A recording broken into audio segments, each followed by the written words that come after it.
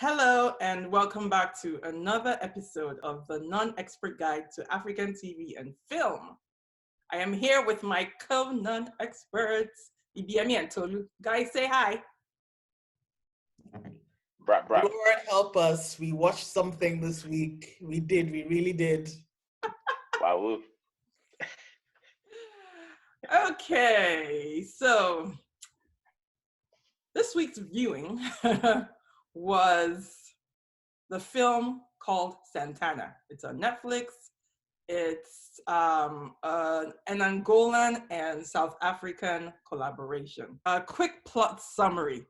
Two brothers, one a narcotics agent and the other a general, finally discover the identity of the drug lord who murdered their parents decades ago. It stars Paulo Americano, Raul Rosario, Rapulana Seifemo, and a familiar name, Hakeem Kae-kazim, who is a Nigerian actor based in South Africa, I guess. So let's get back to it. Let's get into it, Let's do what were some good things about this film? What did we like about this film? Let's start there. I liked the plot twist that came at the end.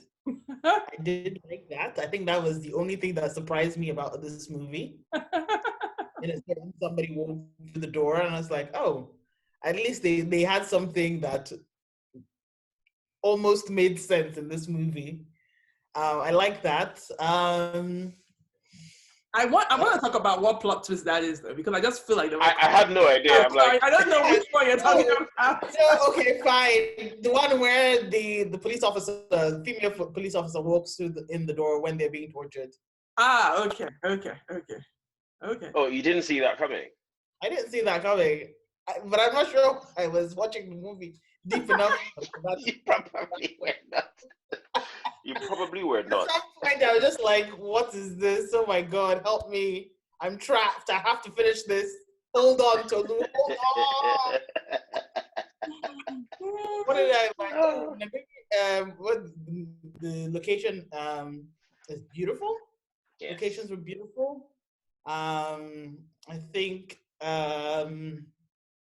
you know what? They made African police officers look good. I have to say, they look like they were dedicated human beings. They had meetings. They were professional. Yeah. They were. I mean, I was like, wow, this is actually really solid representation. I was like, if our police force functioned like this, Nigeria would be such a place, such a wonderful place. But it felt very much, I don't know how real it is, because again, I have no experience with how police work in places like Namibia or whatever. Angola. Angola. I don't know how the police force work in Angola, but I felt that was very realistic. I actually felt that, the nepotism and it was very true to life, because I felt, if your brother is high up in the police force or in the army, I wasn't quite sure what was happening with that older brother. You get away with a lot of stuff. Yeah, I know. I was like, but anyways, it felt honest in that respect. So I do give them props for at least making African corruption look like African corruption. The people especially the women, were very good looking. I think they Are you clutching at straws now? I'm like, let me just anything I can find to hold on to. I know. Let's move on. The way was beautiful. The places, the location was nice. The corruption was represented well. Okay, Ibiyemi, what you got? I would echo the same thing. So the locations, very nice.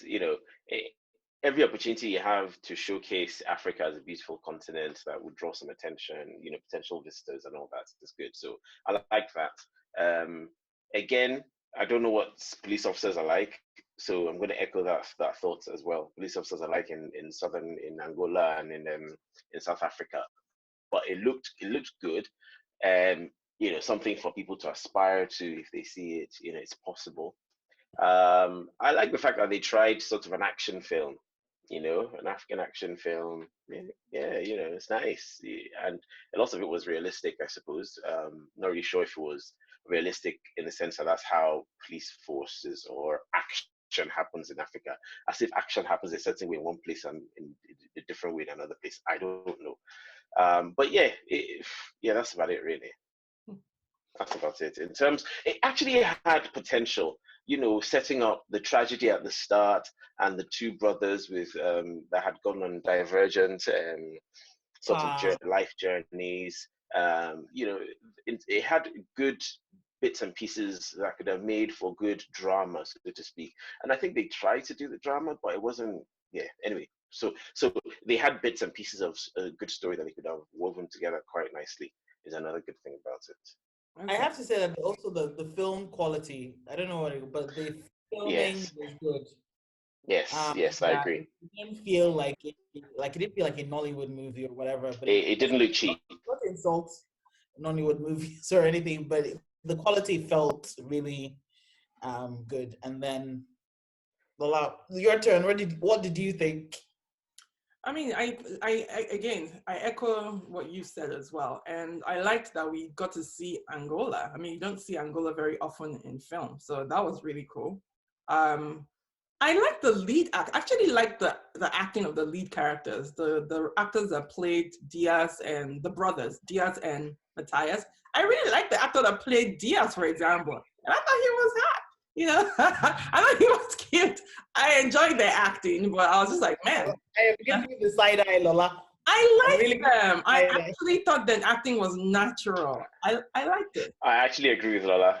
Yeah. I actually agree with Lola. I actually went online to look up Paulo Americano, for example. There's barely any information about him. And so I wondered, like, was this a newbie or is it just that, maybe he's in a local act. Anyway, whatever. I looked him up, but that really, for me, was the best part of the film. That was the best part, the acting of those two main characters. I mean, there were other characters that worked as well, but yeah. Okay, so the rest of it. Let's break it down. Let's talk about the storytelling, the plot. Oh yeah, go. Okay. The first, I think the setup, like Ibiyemi said, was good. I actually really liked the setup. I was interested when the setup was had with I thought it was a little bit much. The fight scene didn't look too real at the beginning, but I thought it wasn't too bad. And then it took about 20 minutes in, it just started downhill, and then it went off a cliff, and then it dove head first into lava. I don't know where that story went. 2/3 of the way in, something just came in, but and I was just like shocked and amazed and like, what the hell is going on here? But wait, Tolu, wait. Sorry. Viewers, so what happened was it was action film for like 2/3. Then at that 2/3 mark, they just brought witch as a winch, as into it. So you're like, is it action film? Is it? What's going on here? Is it juju? Is it? I don't know. Lord of the Rings. So, I mean, I was like, what? War is it? War is it? oh Just to give you some context, as people will be like, what, you're actually laughing? So that's it started off like drama. It started off like, a bit of, real, maybe not thriller, but a bit of drama, some investigation, this, that, and the other. And then next thing, which with Ida goes white. Kilo day. Sorry, Tolu. I just said, let me set some context to the listeners. Again, it's not the witch element that I'm actually like. You can have supernatural elements in the story, but seeded in the story, let there be something. But it just like literally. Let it be connected. Yes. Yes. Now, I swear to God, the auntie was there on set, and she was like, and I can act with you, honestly. If you put me in, I will act with you. Really? Okay, let's see. She just came and she did her eyes. The witch. And that's how she got the part. Okay. So let's go back right now. So this is how I felt. In the beginning, like you said, set up, okay, I'm interested. What's going on here? Mother, a child, these guys burst into the house, blah, blah, blah. But then, like Tolu said, 20, 30 minutes in, I don't care. I just feel like I haven't been given a reason to care about these characters. And it happened later when the brothers then talked about their the younger one's resentment for. And I was like, then we should have known this in the beginning. I felt like that would have helped to understand his character. And we just saw this younger brother acting irresponsible, and his older brother kind of like being the one to prop him up. But then we didn't really understand why. And I think that was a missing opportunity, actually. Like, they should have brought that closer to the beginning, I think. But what did you guys think? We just, I just thought you were saying. I'm saying, like, So I honestly don't think, I don't think the story was told well, period. Yeah. I'm not even sure there was a real story. What I see there was, oh, let's do an action film. Let's make it about two brothers. Let's give them some tragedy. Let them shoot up and let them be successful. And in the process, of course, they have to get the girls. Let's put a little bit of glamour in there, And then, of course, the bad guy has to die. That was the story. The whole thing about everything else, it just thought, why? How can we make them angry? Let's say their parents were killed. Okay, so how? I don't even understand how. Okay, so this drug lord killed their parents. Why? What were their parents? Were they like police officers? And is that why they both of them are in the armed, law enforcement? And is there some thread here? Is there continuity? This beef that they have against their parents, I can understand their beef against their parents' killers. None of that was talked about. So in my mind, I guarantee you, these are people who know how to do, who maybe got some training about how to do like an action film, action sequence. They have lots of guns, and they wanted to tell that sort of story, and everything else around it was just ancillary. Well, let me not say I promise you, because obviously I'm not God, I don't know everything. However, that's what I suspect, because that story, there was none there. There was just, let's fight, there'll be pretty girls, there'll be two bad guys, there'll be two tough good guys, and then there'll be a couple of bad guys smattered about. Oh, we're in Africa, and this auntie says she can do wish. Let her do wish. That was it. That was it. Remember the line when Ferreira said to them, like, you think you can just waltz into my club and arrest me? And I was like, Ferreira, actually, you are right.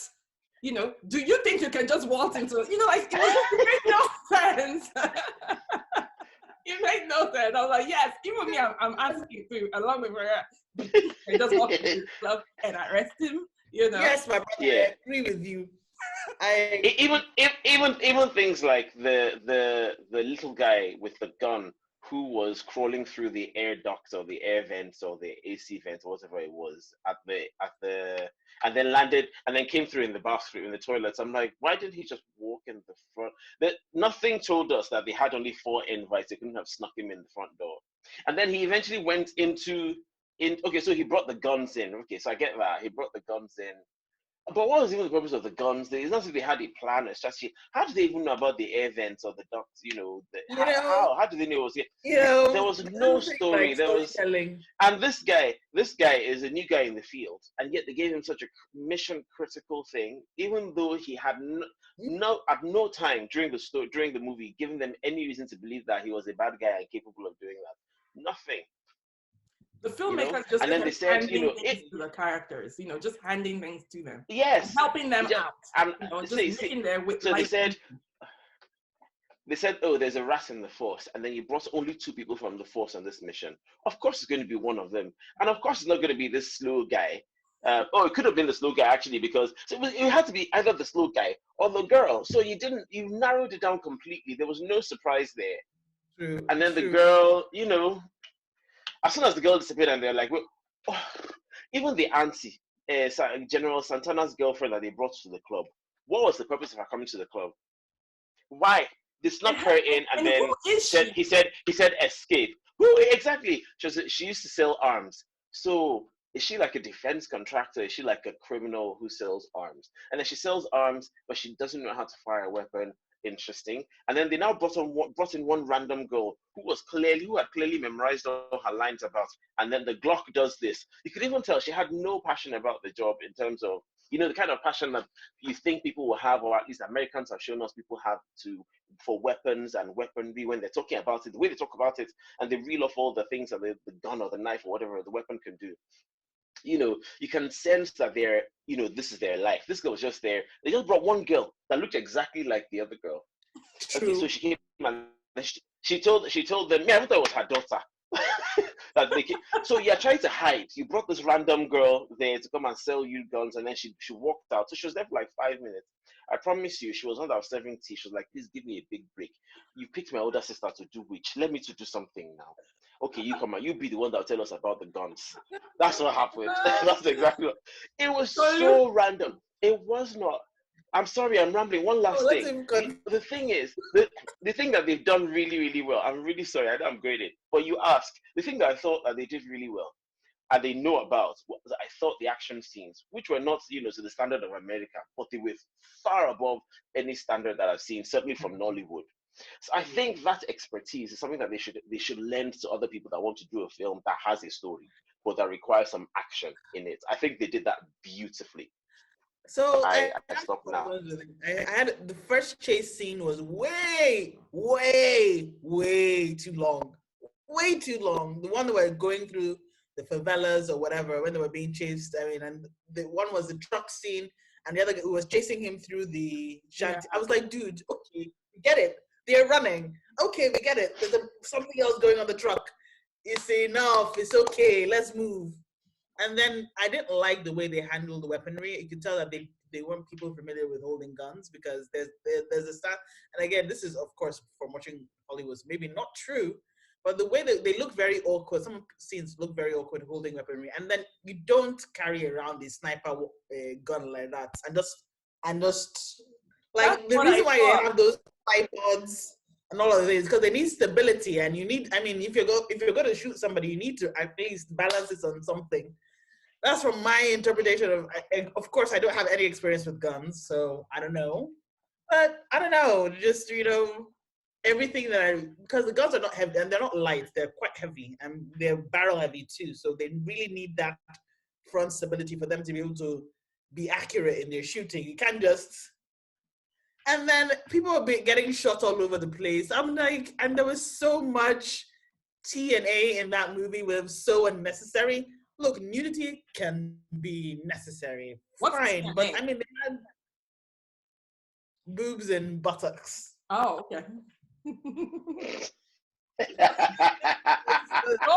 Go on. There's so much T&A in that movie. It was like, okay, the first scene, all right, then the second one, then the third one, then the fourth one, then I just like at some point, it's like somebody took the 1980s and then vomited all over film, because it was such a 1980s sort of vibe to a lot of what was going on. It was outdated. It wasn't very new. It wasn't very fresh from an action movie standpoint. I know that at some point, like, we have to try and mimic some things to move it to the next phase. But we needed to go that far back to be able to create an action movie worthy of being an African action movie. And so I think they didn't do a great job. I didn't enjoy the character of what's his name? Diaz, because it was such a, he was I get it. He's supposed to be this, like, slob of a person, and then he, like, the slob was supposed to be his flaw. The slob was slobbery, the slobness, the slobacity of his life. It's like, I don't know, it was supposed to be a slob, but it was just that one. His house was dirty. Okay, that was it, and he was sprawled on the bed. But after that scene, this man was perfection. Mm-hmm. It didn't make sense. Like, the character didn't make sense at all. He didn't mess up anywhere else. I keep wanting to swear, sorry, but he didn't mess up anywhere else. He didn't. Just, the characters were all too perfect. They were sharpshooters. They were complete know-it-alls. They knew everything was going to work out perfect. There's nothing imperfect about them. So that whole setup of him being, of the older brother walking through his house and him being a slob was just like, what was the point of that? He could have been a perfectly normal person, and that it showed no impact on his character. It was supposed to, I guess it was supposed to show that he was a maverick of some sort. From the hip kind of person, while his brother was more regimented, and but it didn't really, I don't know, because the brother was just as reckless.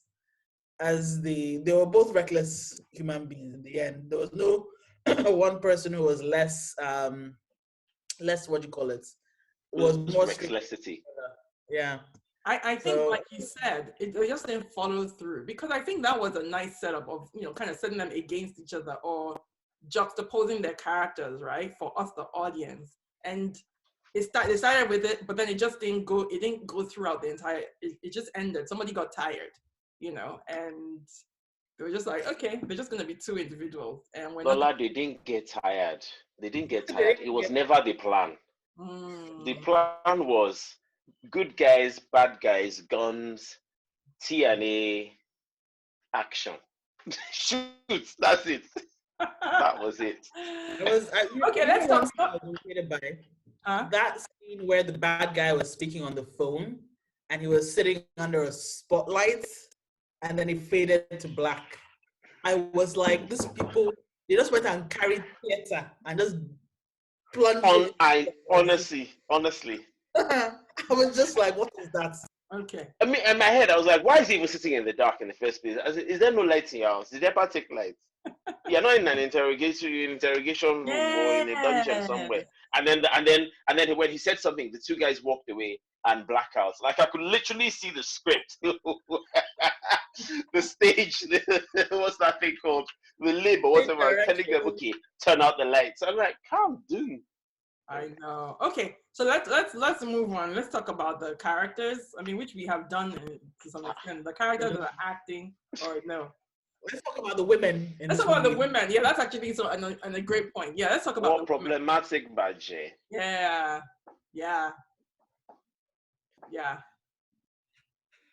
It was like they couldn't make up their mind.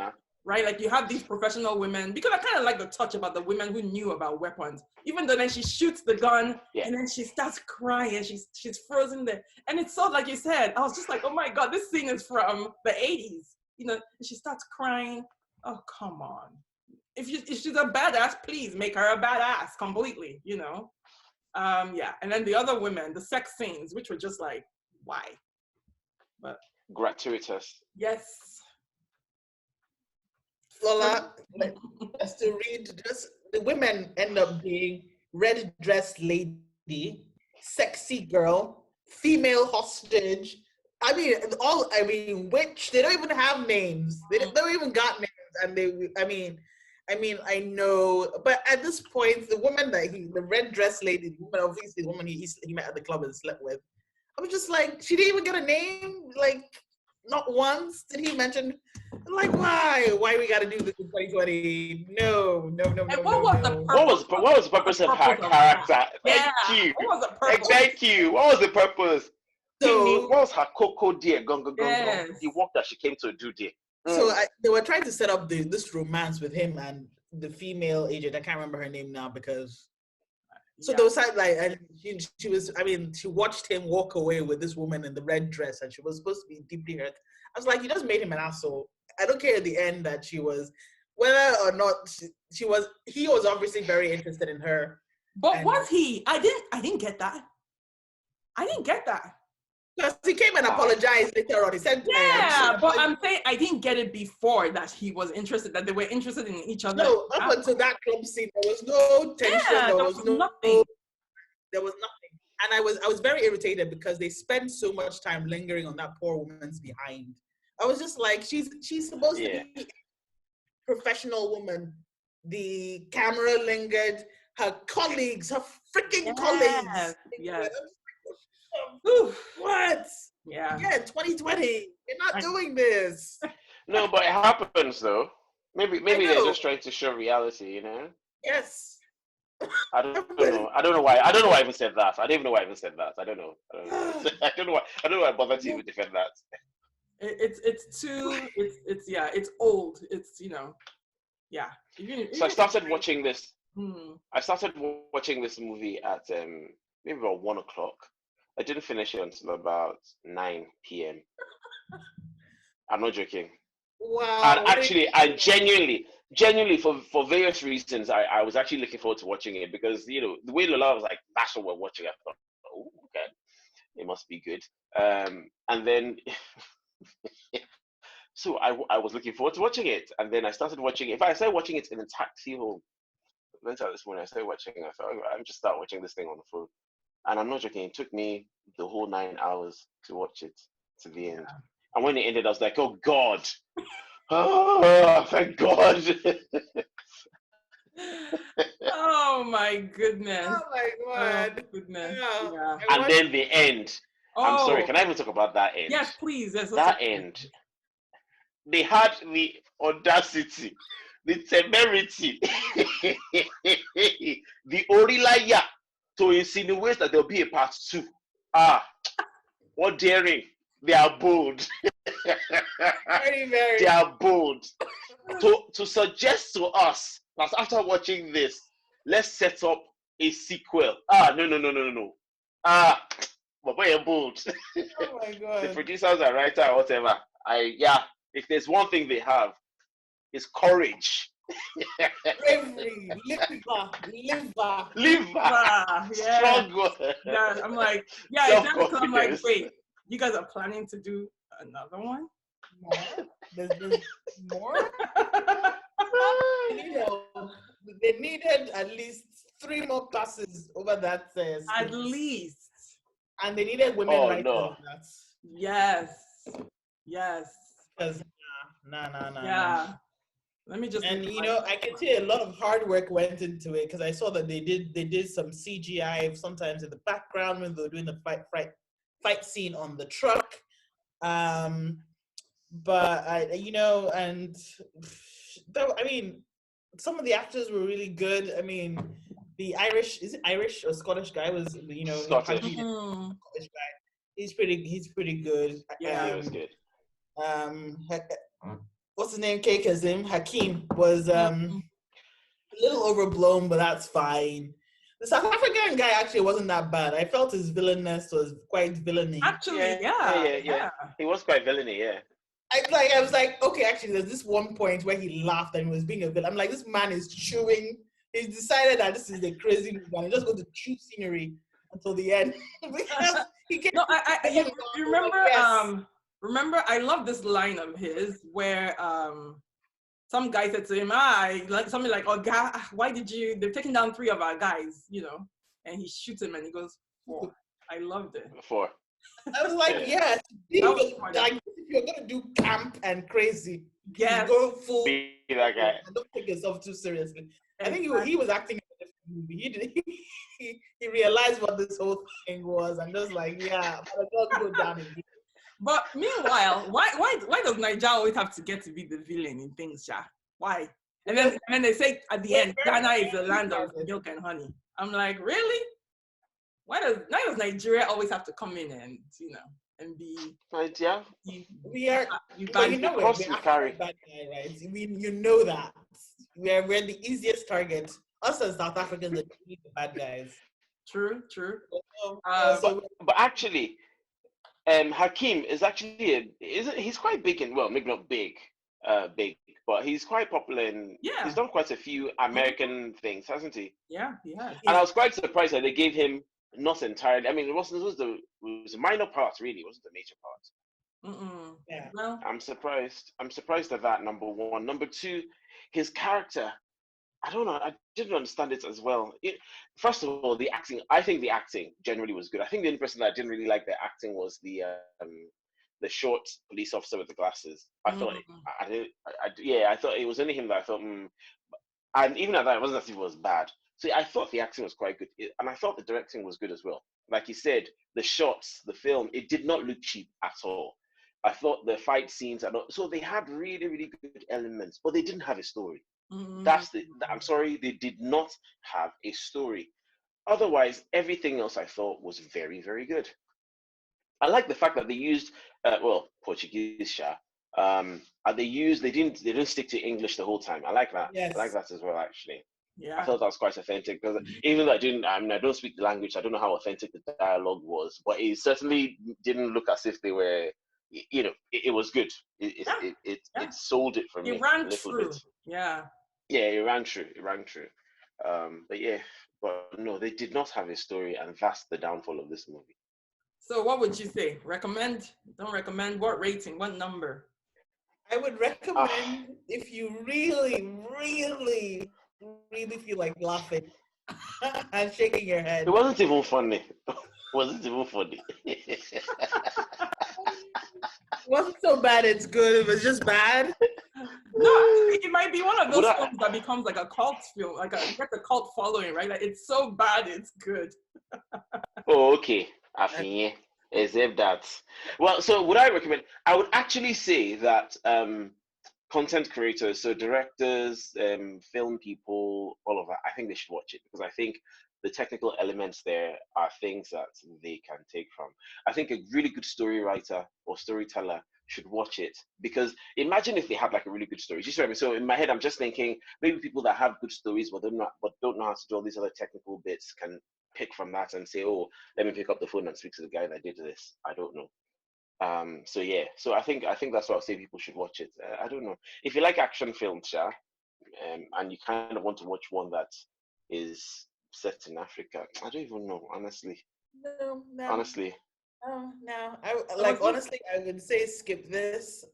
I would give this a very much. I would, but yeah, I won't say skip it, but as an artist myself, I think even if it's bad, as long as it's not teaching people something bad, I would say I wouldn't want people not to consume another person's creation, if that makes sense. But just don't expect much. But for other creators, watch it and see what you can take from it and see who you can collaborate with because clearly they had some people who done their homework from that perspective. I wonder what the split between South African and I keep saying Angola. Angolan crew. So Like it what was a that's mostly Influence. it was a mostly South African crew I read online, which makes sense. I mean, South Africa is like, eons ahead in terms of filmmaking skills. So I think it was the actors that were mostly Angolan and, whoever else behind the scenes, but it was a mostly South African crew. Okay. From what I read online. Okay, let's wrap this up. We are just out of time. All right, thank you so much for joining us this week. Again, we watched Santana. We just discussed it. Y'all want to say goodbye? Goodbye, you. Santana.